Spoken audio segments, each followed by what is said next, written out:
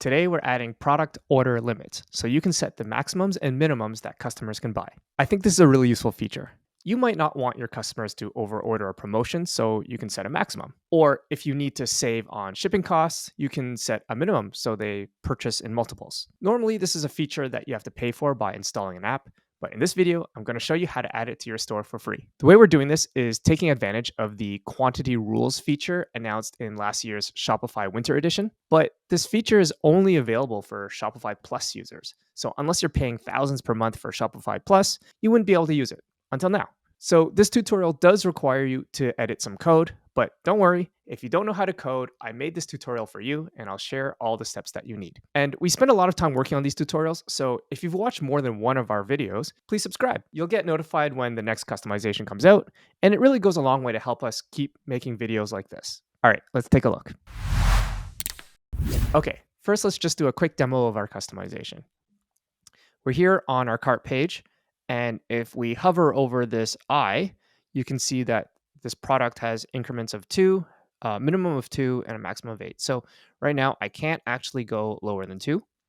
And if we click up, we go into increments of 2, right? So it's 4, 6, 8, and then we can't add any more. If we decide to just type in a larger number and we try to check out, it'll tell us that it has to be less than 8.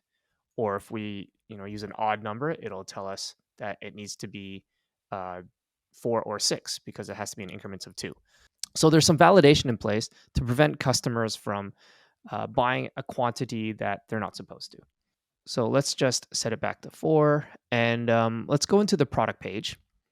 And we can see here we have the same information. So it's increments of 2, minimum of 2, maximum of 8.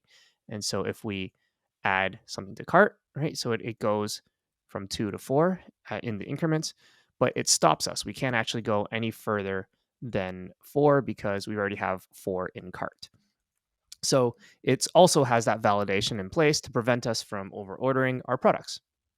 This also works if we go to our cart drawer.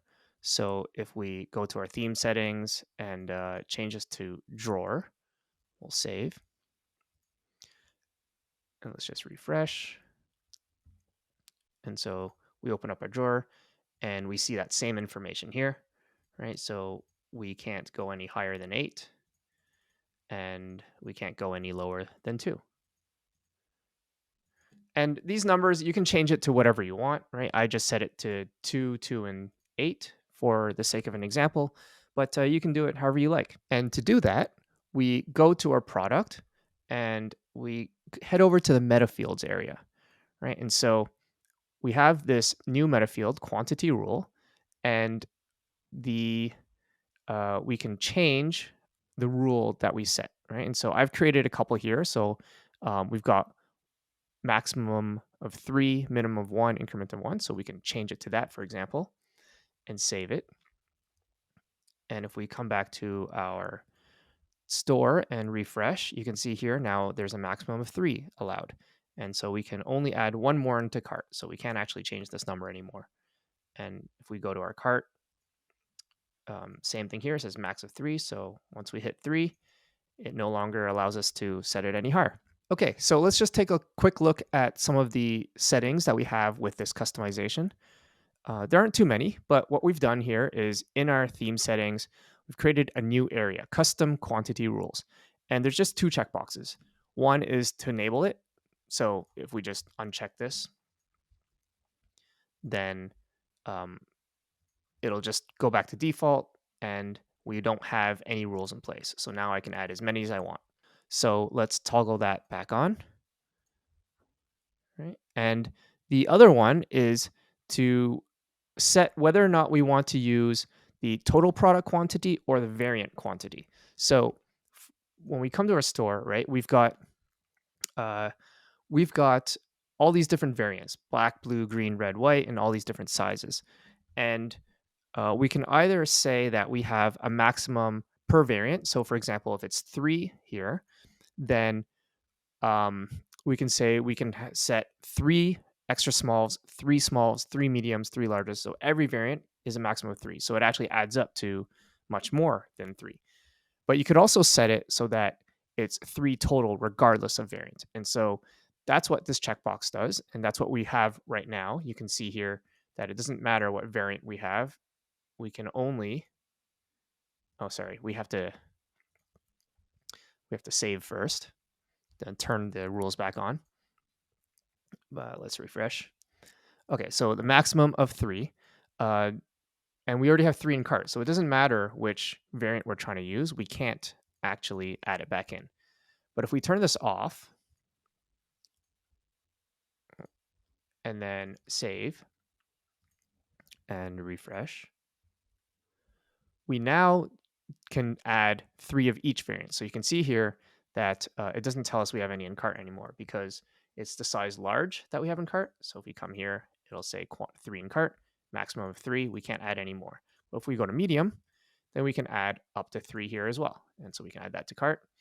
And then now we can no longer add any more mediums. And small, again, we can add however many we want to the cart.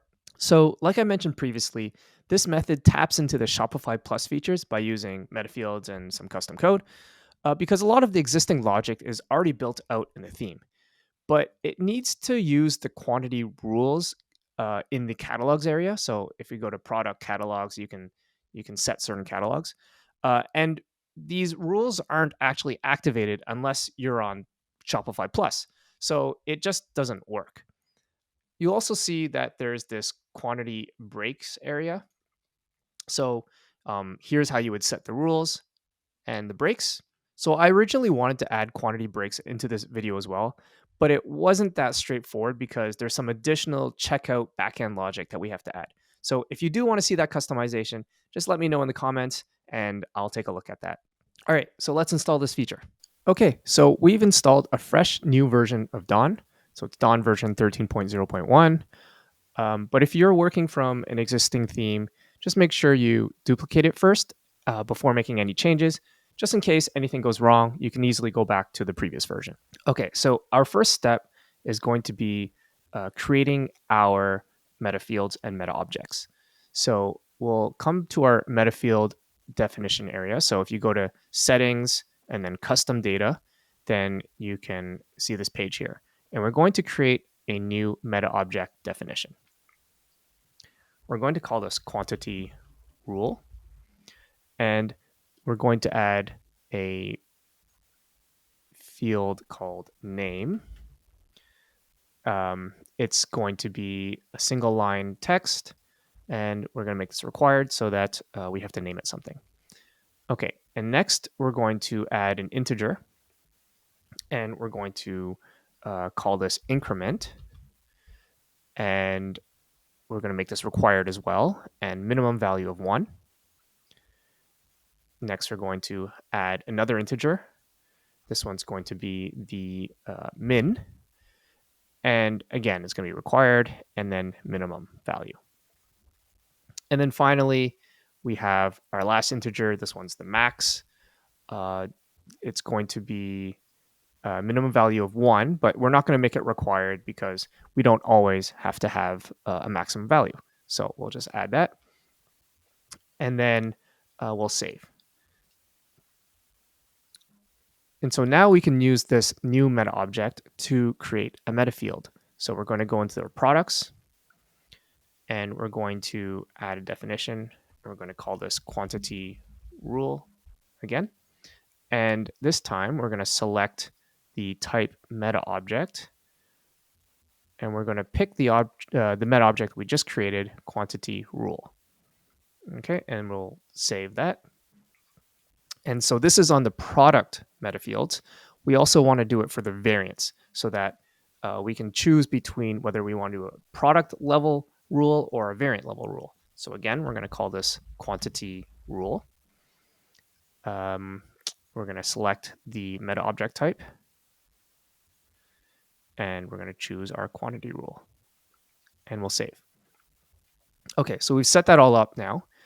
If we go to our product, it hasn't been refreshed yet, so we don't see our quantity rule metafield. But if we refresh, then we can see our metafield showing up. Now, before we set this metafield, let's just quickly look at our store. right? So if we refresh our page, none of those rules are in place. It doesn't say anything. We go to our cart. Um, Again, it doesn't say anything in terms of any rules, right? So now we can go back to our product. Let's add a rule. So right now, there are no entries. So we need to add a new entry. So we'll come here. We'll call this increment 2, min 2, max 10. Okay, so that means we'll just do 2, 2, and 10. And so this is just a way for us to know what's actually in this entry without having to click into it. And that's why we name it like that. Okay, so we'll save. And then let's make another one actually right now. So let's change, add new entry, and then we'll call this increment 1, min 1, max 5. Okay, so do 1, 1, and 5, and save. Okay, so we're going to set this to 2, 2, and 10 on the product level, but we also can change it on the variant level. So I'm just going to update that right now. Oh, let's save this first. Later, we're going to look at the difference between setting it on the product level or the variant level. So we'll just set up the variant rule right now. So we can select the column, metafields, quantity rule, make sure that's checked so that you can see it. There we go. And now we can select our entry and pick the one we want. So I'll select this one so that we can see it how it changes. And I'm just going to copy and paste this on all of our variants. But you can actually change it to be different for every single variant. So if there's specific variants that you want to have different rules for, you can do that. But we're just going to keep it all the same for now. Okay, so let's save. And now we can actually edit our theme. So what we're going to do is we're going to edit code. And remember, again, if you haven't duplicated your theme yet, make sure you do that. Okay, so edit code. And we're going to open up the settings schema.json file. And we're going to scroll all the way to the bottom, right until this curly bracket right here, the second from the bottom. So we have a square bracket and the curly bracket. This curly bracket closes up this cart settings here. And we're going to create a new settings category for our quantity rules. And we're just going to copy and paste our code right into here. Okay, and now we can save. And so what this will do is if we customize our theme, is it's going to create a new settings area in our theme settings. Go down here, custom quantity rules, right? So these are the two checkboxes we've just added with that code. But right now, if we check them, they're not going to do anything because it hasn't been connected to any other portion of our theme. So that's what we're going to do now. So let's open up the main cart items right there. And so this file here controls this page, the cart page. And so let's make our edits. So what we're going to do first is we're going to be looking for this text right here. So if you can control F, you're going to find item variant quantity rule. So we're going to be looking for that. And we're going to see that it shows up in numerous places. And what we're going to do is we're going to replace it with quantity rule. So we're just going to replace all. So all of them will change. And then what we're going to do is we're going to add some code. So you're going to see here, there's this liquid section. It's actually the first instance of where this quantity rule shows up. It has this has quantity rules toggle as well. And so we're just going to come up above it. So if you're using the latest version of Dawn, it's going to be around 215. And we're just going to paste our additional code into here. Okay. And then we're going to scroll down a little bit. You're going to see this input tag here. right? And then we're going to see that there's this max line right here. So we're going to copy and paste our code, and we're just going to replace this line, this max, with our code, right? So you can see here, I just deleted that and then pasted it in. It's not formatted all that great right now. I'm just going to leave it like this for now, just so it's easier to see where those changes happened. But once you're happy with it, you can hit this format liquid button and it'll make it look nice. So let's just save this file. And what we're going to do now is the exact same thing on the cart drawer. So cart drawer.liquid, right? So this will be for the drawer version of the cart. So if we actually change our cart to drawer, and we go back to our, let's say, our product page, right? So now we're going to edit the cart drawer. So that's what this code is for. And we're doing the exact same steps as for the cart page. So we're going to be looking for the item variant quantity rule text, right? So it shows up here in a very, very similar structure. And we're going to replace it with quantity rule, replace all. And then we're going to be copying and pasting the exact same code right above here, right? In this case, it's maybe going to be around 260, line 260. We're going to paste that in. And then again, we're going to come down a little bit. We see the input here, max. We delete the max line, replace it with this new if statement on how to deal with the max. Okay, so we save that. And now we've updated the two carts. Okay, so what we're going to do now is we can come back to our product page, open up our cart, and we can refresh. But nothing's showing yet. Why is that? Well, it's because we actually haven't enabled our quantity rules yet. So if we come back to our customization, we actually have to turn it on. So enable custom quantity rules. So we'll save and then refresh again.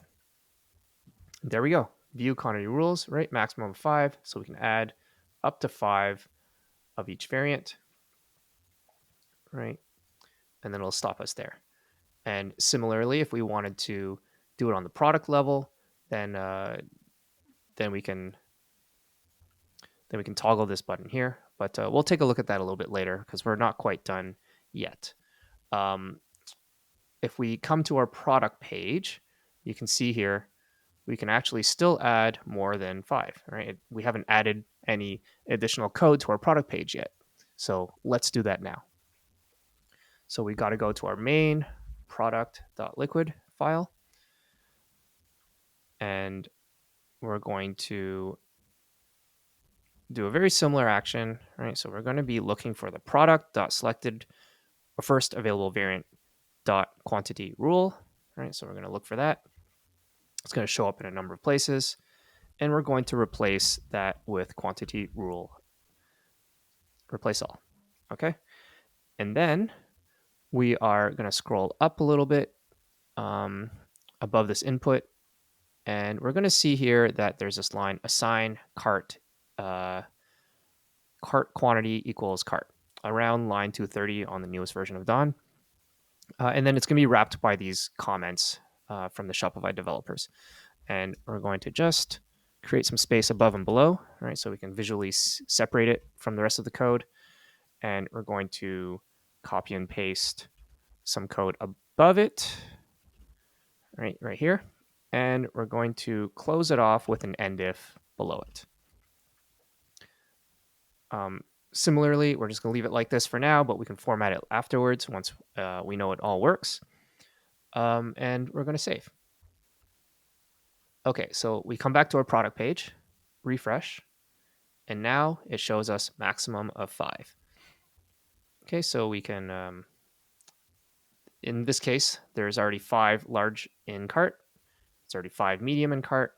But if we go to small, there's none. So we can actually add up to another 5, and then it stops us there. Okay, so like we were looking at earlier, you can also change it to be the total product quantity, right? So right now, let's say you only want 5 in total.